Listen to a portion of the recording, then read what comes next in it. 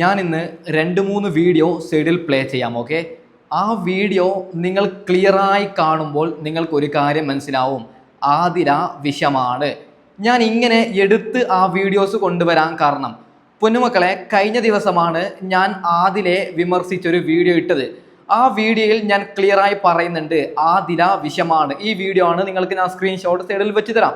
കുറേ പേര് ഈ വീഡിയോ ഇട്ടതിന് ശേഷം എനിക്ക് വിളിച്ചും എനിക്ക് മെസ്സേജ് അയച്ചും പറയുന്നുണ്ട്, എന്തിനാണ് ആദിലയെ വിഷമെന്ന് പറഞ്ഞത്?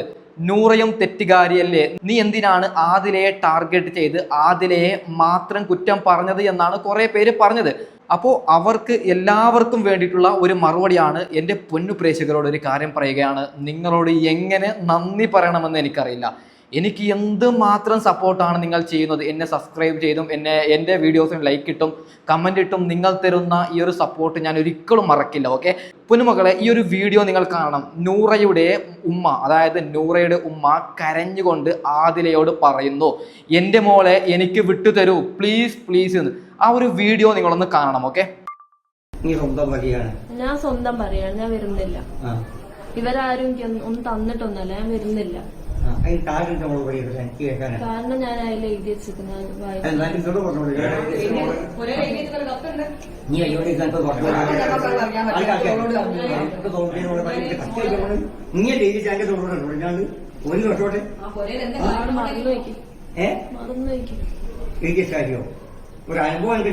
അതല്ല, ഓൾക്ക് എന്താന്ന് വെച്ചാല് നിങ്ങളടുത്ത് ഇപ്പൊ അത് പറയാന് സുരക്ഷിതമായിട്ട് തോന്നുന്നില്ല. അത് അല്ലെങ്കിൽ ഓള് പറഞ്ഞിട്ടുണ്ടാവും. നമ്മളിവിടെ ഇവിടേക്ക് ആരെയും വിളിച്ചു വരുത്തിയിട്ടില്ല, ആരോടും ഇവിടുന്ന് പോകാൻ പറഞ്ഞിട്ടില്ല. ഇവളടുത്ത് ഇവക്ക് എങ്ങനെയാണോ തോന്നുന്നത് അങ്ങനെ നടക്കുള്ളൂ ഇവിടെ. അപ്പൊ ഓള് ഓൾറെഡി പറഞ്ഞു കഴിഞ്ഞ് നിങ്ങളെ കൂടെ വരുന്നില്ല എന്നുള്ളത്. അതിന്റെ കാരണം എന്താന്ന് നിങ്ങൾ ആ കത്തൊന്ന് വായിച്ചു വെക്കുന്നത് സംസാരിക്കാം.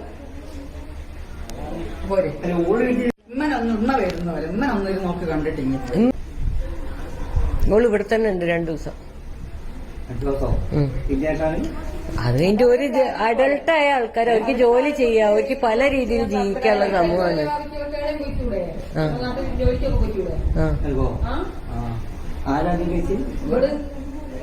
രണ്ടുപേർക്കും ജോലിക്ക് പോകാനുള്ള പ്രായമുണ്ട്.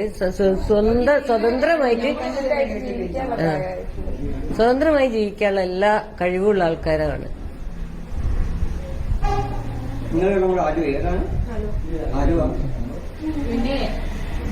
ഇന്ത്യയിലെ പഠിക്കുന്നത്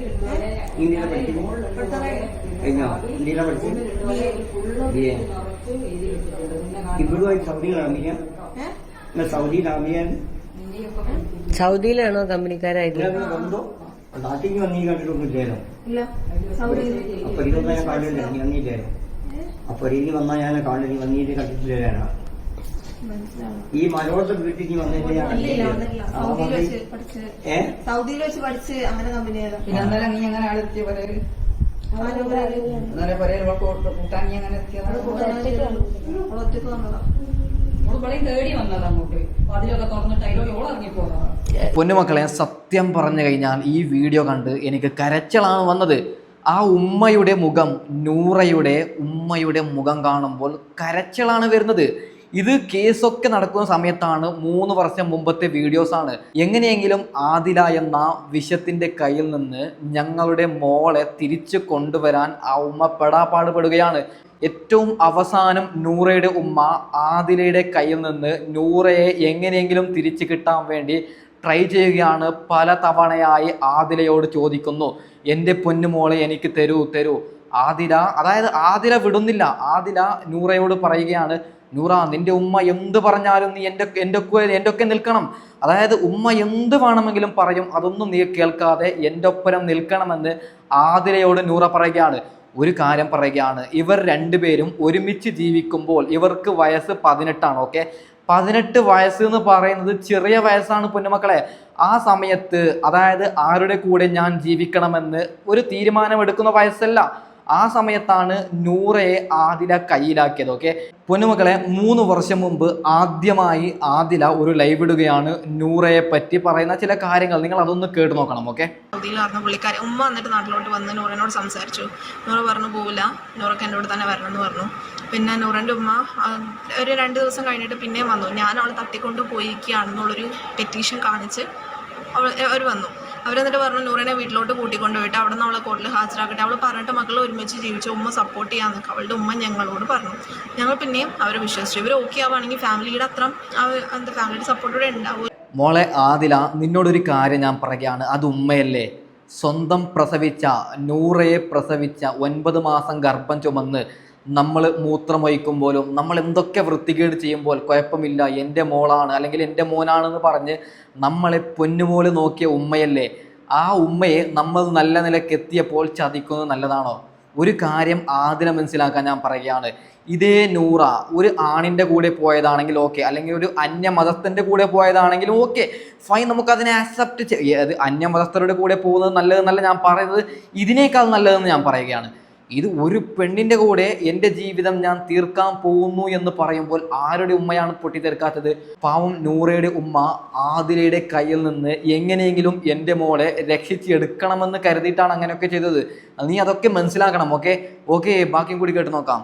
അങ്ങനെ നൂറാനെ കൊണ്ടുപോകാൻ വേണ്ടിയിട്ട് അവളുടെ ഉമ്മ വന്നു. പക്ഷെ എനിക്ക് ഒറ്റയ്ക്ക് വിടാൻ പേടിയായിരുന്നു. അവൾക്ക് ഒറ്റയ്ക്ക് പോകാൻ നല്ല പേടിയായിരുന്നു. അവൾ പറഞ്ഞിട്ടുണ്ടായിരുന്നു ഒറ്റയ്ക്ക് പോയാൽ പിന്നെ അവളെ ഞാൻ കാണുമല്ലോ എന്ന് അറിയത്തില്ല. അവളുടെ വീട്ടുകാർ അത്ര ക്രൂവലാണ്, റിച്ചാണ് അവർ.